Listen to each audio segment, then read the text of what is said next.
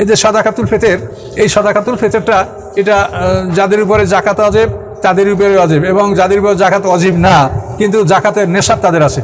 মনে করেন এই ঈদের দিন সূর্যাস্তের শুভেচ্ছা আদায়ের সময় তার কাছে যে ধন সম্পদ আছে প্রয়োজনের অতিরিক্ত যা আসে সেটার মূল্য যদি 52.5 তোলা রূপার সমপরিমাণ হয়, এই লোকটার জন্য সাদাকাতুল ফিতর পরিশোধ করা, আদায় করা ওয়াজিব। তো এটা আমরা আগে মশলা বলেছি, কিন্তু এখন একটা কথা যে এক শ্রেণীর ওলামায়ে কেরাম বলছেন যে এটাকে মানে ওই যে আটা, গম, ছাতু, আঙ্গুর এছাড়া অন্য কিছু দিলে আদায় হবে না। এটা কিন্তু ভাই মারাত্মক একটা কথা।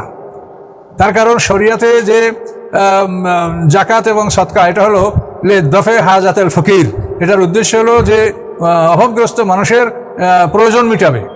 তো এখন যদি আপনি বলেন যে গম, জব, আটা, খেজুর, আঙ্গুর ছাড়া হবে না, তাহলে একটা মানুষ যদি 10 জনের থেকে সদকায়ে ফিতর গ্রহণ করে, 10 জনেই তাকে আঙ্গুর দিল বা 10 জনেই তাকে খাজুর দিল বা 10 জনে আটা দিল, এটা সে কীভাবে ম্যানেজ করবে?